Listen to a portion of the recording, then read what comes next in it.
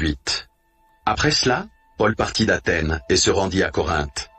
Il y trouva un juif nommé Aquila, originaire du Pont, récemment arrivé d'Italie avec sa femme Priscille, parce que Claude avait ordonné à tous les juifs de sortir de Rome. Il se lia avec eux, et comme il avait le même métier, il demeura chez eux et y travailla.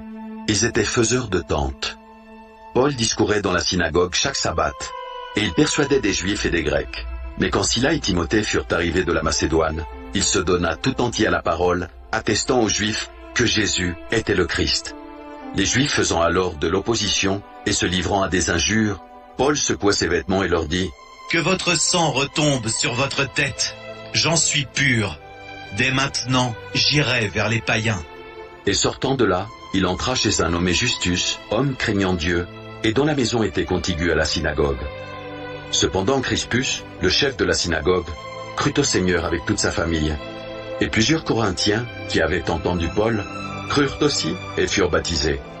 Le Seigneur dit à Paul, en vision, pendant la nuit, « Ne crains point, mais parle, et ne te tais point, car je suis avec toi, et personne ne mettra la main sur toi pour te faire du mal. Parle, car j'ai un peuple nombreux dans cette ville. » Il y demeura 1 an et 6 mois, enseignant parmi les Corinthiens la parole de Dieu. Du temps que Gallion était proconsul de l'Achaïe, les Juifs se soulevèrent unanimement contre Paul et le menèrent devant le tribunal en disant « Cet homme excite les gens à servir Dieu d'une manière contraire à la loi. » Paul allait ouvrir la bouche lorsque Gallion dit aux Juifs « S'il s'agissait de quelque injustice ou de quelque méchante action, je vous écouterai comme de raison, ô Juifs. Mais s'il s'agit de discussion sur une parole, sur des noms et sur votre loi, cela vous regarde.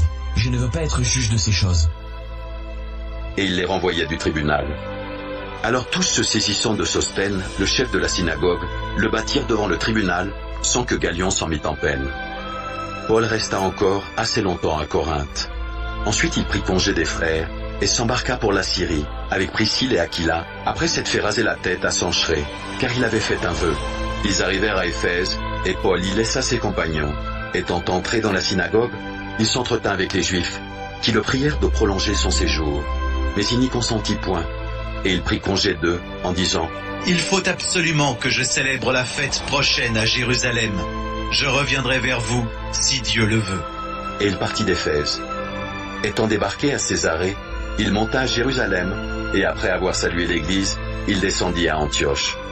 Lorsqu'il eut passé quelque temps à Antioche, Paul se mit en route et parcourut successivement la Galatie et la Phrygie, fortifiant tous les disciples.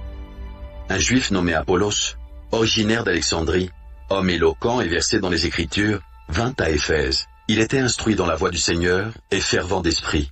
Il annonçait et enseignait avec exactitude ce qui concerne Jésus, bien qu'il ne connût que le baptême de Jean. Il se mit à parler librement dans la synagogue. Aquila et Priscille, l'ayant entendu, le prirent avec eux et lui exposèrent plus exactement la voie de Dieu. Comme il voulait passer en Achaïe, les frères l'y encouragèrent et écrivirent aux disciples de le bien recevoir. Il se rendit, par la grâce de Dieu, très utile à ceux qui avaient cru, car il réfutait vivement les Juifs en public, démontrant par les Écritures que Jésus est le Christ.